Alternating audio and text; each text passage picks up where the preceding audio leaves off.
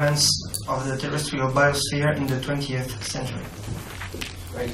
Thanks very much for the invitation to present today. And again, this is work of a whole host of people, some of which I hope are in the audience today. So I'm going to look at we're looking at the carbon balance of the terrestrial biosphere of the 20th century. Okay, so this is a similar plot to what Julia showed also. The left-hand side, you see the emissions of CO2 into the atmosphere, and then you see the sinks. So we have about 45% of our emissions stay in the atmosphere, the rest go into the oceans, and about a quarter into the land carbon cycle. And sort of my interest here really is very much these two terms, so the land use term, emissions, and the natural sinks. And you can calculate the natural sinks in two ways, as Julia mentioned. You can calculate it as a residual of the other terms in the carbon cycle, or you could use your bottom-up models, your process-based models, to also calculate the sink term. And what we hope to do is we hope to close the carbon cycle that all the independent data information add up. Okay, so what I'm going to do in this session is go through a couple of papers we've recently published in discussions. The first is to look at regional trends in the land carbon cycle over the last 2 decades. The second is the update in the global carbon budget. So both these products are really part of the global carbon project. So this is looking at the temporal changes in the carbon budget over the last 100 years. Okay, so you saw this in the last slide, the last presentation, so I won't go into this in detail. But the next part is we've heard about the uncertainty in the land use flux, and we're trying to do something about that. So actually, thanks to Terabytes, who co-funded a workshop with GCP. This actually was a sequence of workshops, and this was the last in Exeter University, where we wanted to look at land use change, emission estimates, data and modelling. And the idea was, our aim was to try to understand and reconcile the different land use emissions, and to try to quantify and reduce uncertainty in that flux term.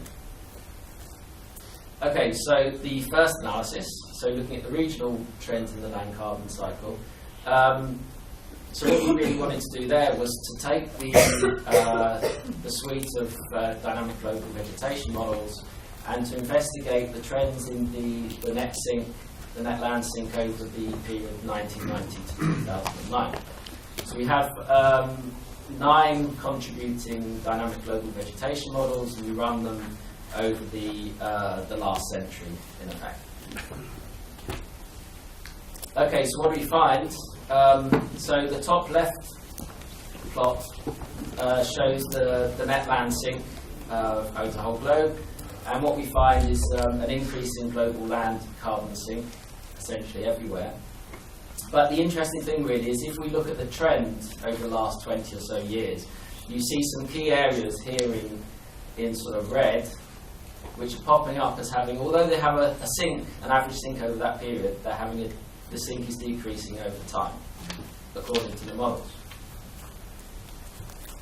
Okay, so what's really driving this potentially reducing sink in some of these regions? So what I'm plotting here is the top shows the trend in temperature over this 20-year period, the middle the trend in precipitation, and then the net sink trend plot. So you can almost see by eye that it's really the precipitation, reduced precipitation is driving the land sink as simulated by the DGVM model. Okay, so then what component of the land sink is it? Is it the productivity, or is it or the respiration term? And essentially what we're seeing here is this is the productivity in the middle, and you can see it's these sort of areas in red, which again, it seems like the model's responding to decreased precipitation in terms of their productivity. So it seems like regionally we have some areas where you have decreasing precipitation, that leads to decreased land sink, and it's due to a decrease in the net primary productivity. Okay, so as mentioned in the first talk today, it's probably unwise just to look at perhaps the annual budgets, you might want to look in detail at the seasonal sort of timescale. So what we're sort of finding, this is work in progress by a PhD student at Exeter University, Guillermo Murray. And what he's kind of looking at is the top left-hand plot shows the MPP trend from the multi-model ensemble. And he's trying to relate the changes in the MPP trend with the dryness trend. And what he's essentially seeing is that it's not just the annual precipitation, it's actually the dry seasons are affecting the trends themselves. So it's the dry season we want to look at, not actually annual precipitation.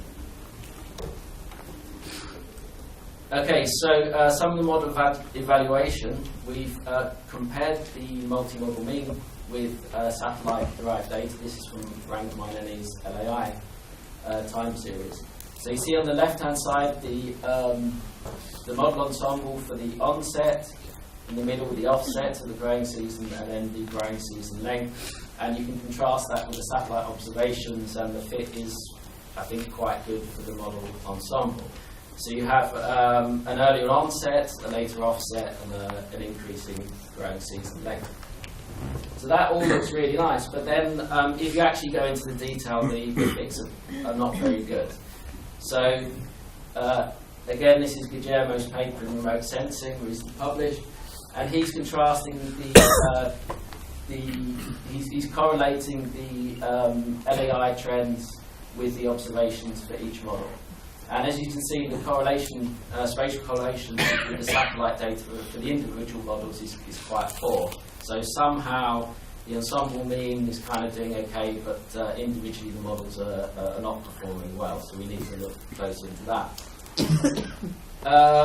That's also true for the growing season length trend. Similar sort of thing, low correlations for the individual models versus the data.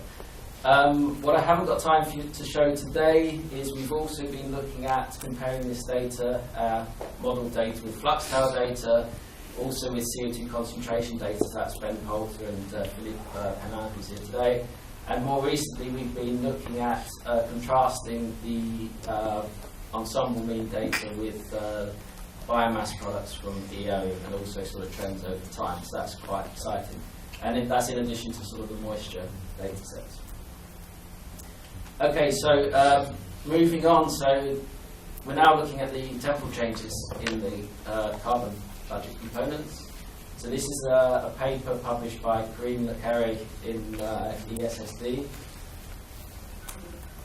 And so what we've done there, we've for the vegetation models, we've done a similar thing to earlier, except this time we've added an S3 simulation which includes changing land use, land cover change over the 20th century, as well as the sort of changing observed CO2 and climate.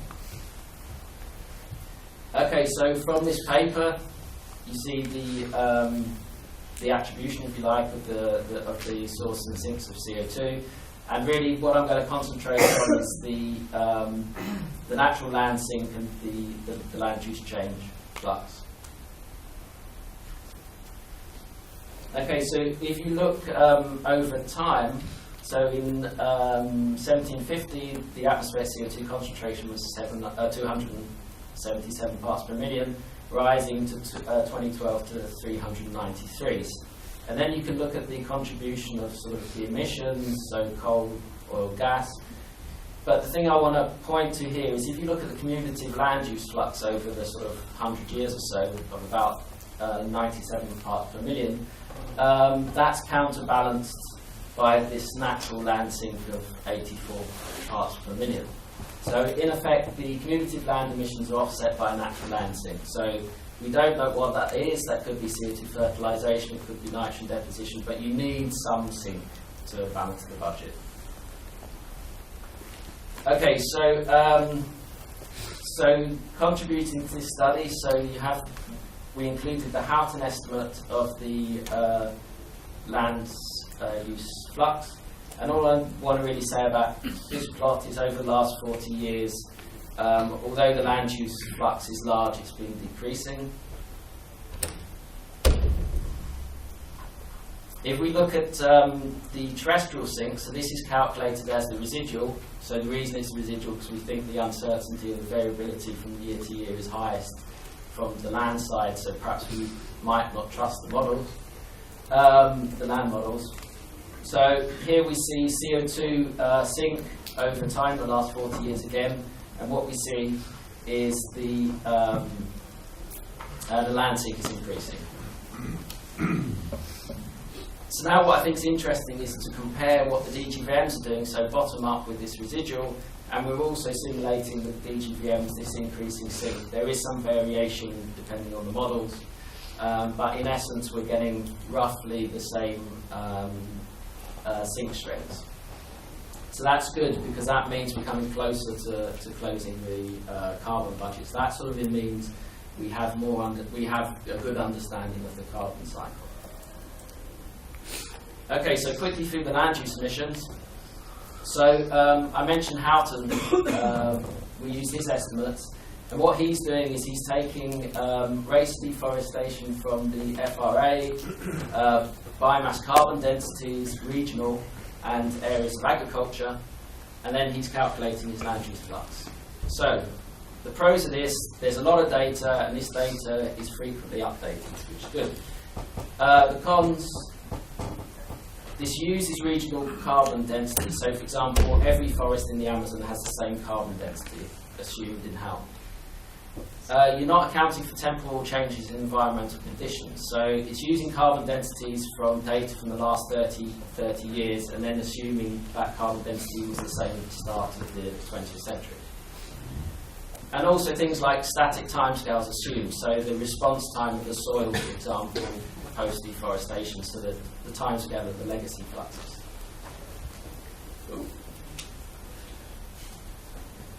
Okay, so looking at the DGVMs, so I think Houghton has been really good for the last 20 years. There are some issues there, but there are also issues with the models. So here's one example. If you have your land use, sorry, your natural situation, you have a grassland and a forest covering your grid cell, and as a modeler, you're told that half of your grid cells has a change in land use, and you have crops. So what do? So you either deforest your half of your forest in your grid cell, you preferentially take your grassland, or you sort of don't know what to do, so you take half of each. And that's going to make a massive effect on your actual emission calculated. So if you're actually deforesting, you're going to have a large emission to the atmosphere. If you're taking the grassland, it will be less. Okay, so Julia's already mentioned this. The long-term aim is not just to talk about the net flux, but also to get groups to submit the component fluxes, so you can really compare apples with apples. Okay, again, Julia's sort of mentioned this, but in this study, we had the bookkeeping from Houghton, and the point here, Houghton doesn't really take into account changing environmental conditions, whereas the models do. However, you get these key differences in the way the models are also representing land use. So, for example, some models include shifting cultivation, some don't. So, copying Julia's apples and oranges. Okay, so we did an extra simulations. So the idea is to bring our models closer to Houghton. So we did two simulations, one with pre-industrial CO2 and climate and only land use change, one with present day fixed climate and CO2 and climate and land use cover change. The idea is you'd expect Houghton to be somewhere sort of in between. And last two slides. That's kind of what we find. We have Houghton estimate of cumulative flux over the 20th century and against the different models. And so, for example, the solid lines represent the simulated flux when CO2 was set at the present day value, so higher biomass with CO2 fertilisation, compared with the dashed lines where assumed pre-industrial CO2 concentrations. So, in terms of the ensemble mean seems to agree with the Houghton bookkeeping. So we have a Houghton of 135 petagrams, contrasting with the two simulations for the DGVMs, using pre-industrial CO2 it's 117 and present day 150, and miraculously the mean is about the same as Houghton. But don't be fooled. As you saw in the previous slide, the uncertainty is massive, so we're really still not doing a great job with models. So to summarise, what we found with the earlier study, we're seeing a continued increase in land sink, but regionally we're seeing some drought-induced reductions in sink strength. We're coming closer to closing the global carbon budget, which I think is really it will be a big achievement when we do this. And then also we're working towards a more consistent comparison of land use fluxes, as Julia showed, and this need to break down the fluxes, the net flux into the components. Thank you very much.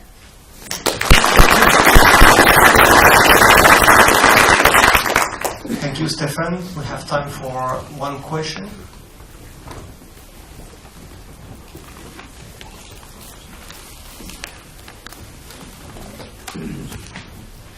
Stephen, you have a look at the last 2 decades, the trend. But what if you look at the last 10 years, when the global temperature almost has not changed? I don't think there is no changes over land, but it would be interesting to see how the slowdown of warming affects the land carbon uptake. Yes, I guess you're referring to the pause or hiatus. We need to do that, but I haven't looked at that yet. Because at your slide it was clear that over the last 10 years you have an increase in the land carbon uptake, then you look at the next net flux. Yes, I think there's also this issue about the time scale you need to look at when you're looking at trends. Is 10 years enough, for example, or do you need to look at 20, 30, etc.?